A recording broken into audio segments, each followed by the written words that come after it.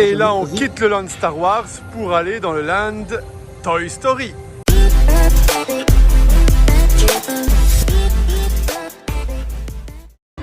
Bienvenue à Toy Story Land. C'est l'avant-dernier land créé, mais ne cherchez pas la comparaison avec le resort parisien, il n'y en a pas. Comme par exemple l'attraction Zigzag qui est complètement différente de celle à Disneyland Paris. Ben, généralement, il faut entre 60 et 80 minutes d'attente pour la faire. Et aujourd'hui, jour de forte affluence, Amanda vient de me dire qu'il fallait 160 minutes. Énorme. Donc encore une fois, l'importance d'avoir des fast-pass, c'est primordial. Sans fast-pass, dans des journées comme ça, tu sais rien faire. Bah ouais, après ce qui est moche, c'est que maintenant les fast-pass, il faut les payer, ce que je disais, donc c'est 15 $ par personne. Et les attractions phares, elles ne sont pas comprises dedans. Donc par exemple ici, Slinky Dog et donc Zigzag et Rise of Resistance, c'est pas compris dedans. Donc si vous voulez faire ça, c'est encore 15 $ en plus par personne, quoi. C'est un peu abusé. Et là, ça fait cher l'addition quand même pour une journée dans un parc d'attractions, quoi. Ouais, vraiment. L'attraction Toy Story Mania, 70 minutes de temps d'attente, c'est énorme.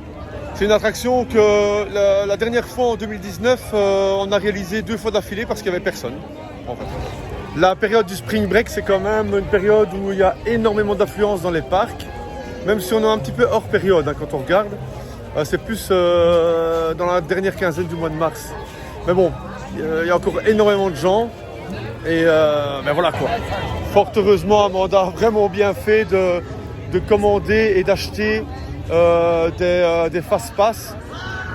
Parce que sinon, dans des journées comme ça, vous ne faites absolument rien. Je pense que c'est la 15e fois que je le dis sur cette vidéo, mais bon.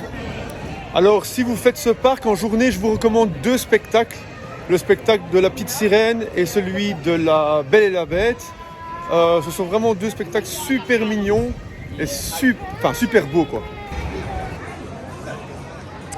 Ici, il y a plein de petits spots où on peut faire des photos avec les personnages de Disney Junior.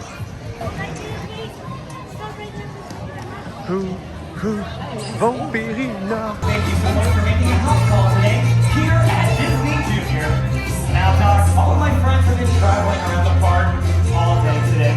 Is there anything that you can do to help? All right. Wow, we have got so much energy out there today.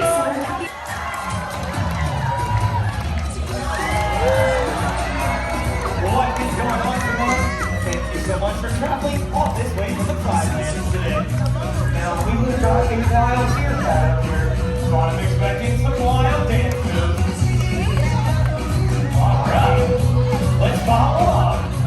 Mickey Mouse! Whoa! It's Mickey Mouse, everyone. Everyone's saying, hey, Mickey! Mickey, you are looking super snazzy in your Roadster Racer uniform today. Now, I know that Mickey's gonna have two chances. Elle veut faire une photo de Mickey. Looking out in the crowd, everyone looks great. From the top. Yeah, une photo de Mickey. We put your hands together for Mickey.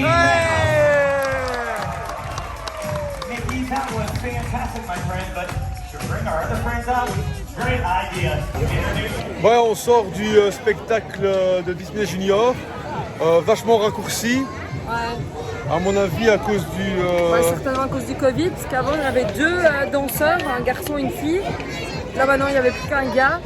Et en fait d'habitude, à chaque fois il présente le personnage qui va arriver, il se met sur l'écran, c'est beaucoup plus d'animation. Sur et... chaque personnage il y a une danse, les enfants doivent faire la danse. Bah, là, bon, on est enfermé dans une salle, à mon avis, ils veulent réduire le temps de... Je veux dire, on est je sais pas, 200-300 personnes dans une salle. Je pense que pour le Covid, à mon avis, on était beaucoup. Bon, ben je pense que vous l'avez compris, j'ai légèrement bugué. Allez, on poursuit la visite avec la découverte des galeries Star Wars. Waouh. Ah, ça c'est quand ça se termine, ça c'est quand ça commence.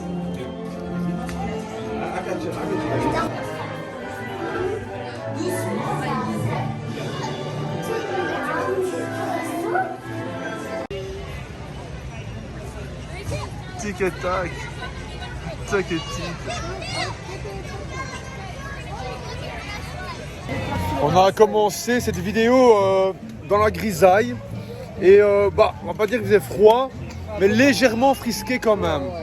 Et ici, il est quoi, presque 16 heures. Et il fait mourant de chaud. C'est incroyable. C'est incroyable l'ascenseur qu'on a eu aujourd'hui, quoi.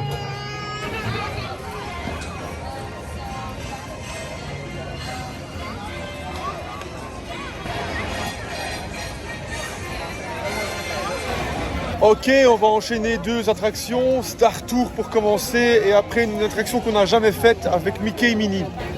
On essaiera ensuite de faire le spectacle de La Belle et la Bête. Et après on a encore un dernier fast-pass, mais je ne sais plus lequel. Eh bien, je viens de demander à l'organisatrice en chef et il s'agit de Toy Story Mania.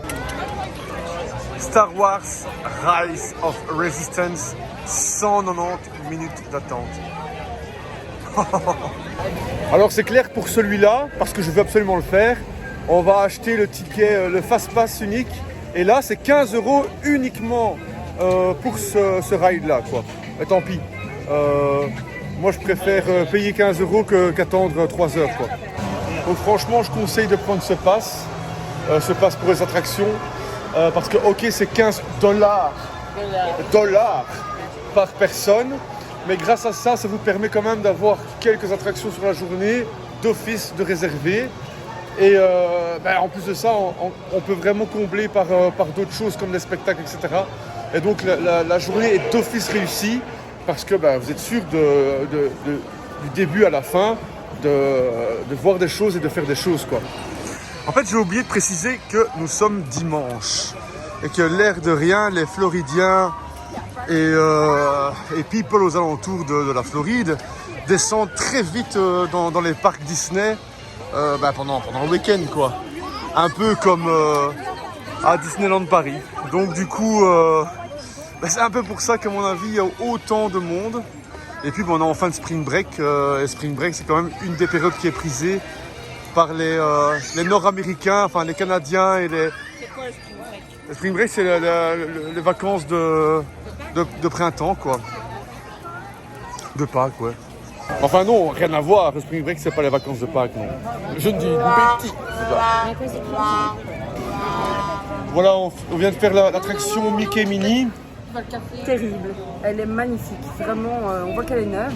C'est une technologie vraiment de pointe. Je sais pas si on peut dire ça, mais... Ouais, non, mais franchement, elle est très très belle. Vraiment, les décors sont super beaux. Si on peut la comparer, avec quelle attraction? C'est un mélange de Ratatouille. Ouais. Ouais, à un moment donné, on est dans une sphère 3D. C'est super beau, ouais. Magnifique. Franchement, elle est à conseiller, quoi. À faire, ouais. Vraiment. Et donc là, on enchaîne avec Toy Story Mania, comme prévu. Et puis, on fera le spectacle de la Reine des Neiges. Ensuite, j'essaierai de négocier avec Amanda pour essayer de retourner dans le Galaxy's Edge pour voir un spectacle ou essayer Rise of Resistance avant la fin du parc, quoi. Voilà. Qu'il est beau!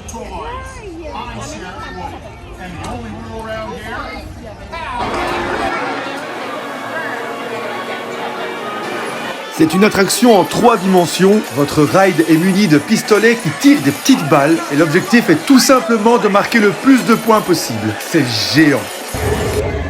Voilà, là on sort de Toy Story Mania et génial, quoi. On la connaît celle-là, on l'a déjà fait plusieurs fois les années précédentes. Et voilà. Et pour la petite histoire, j'ai eu le meilleur score du ride. Voilà. Avec 40 000 points d'avance. Je suis une bête.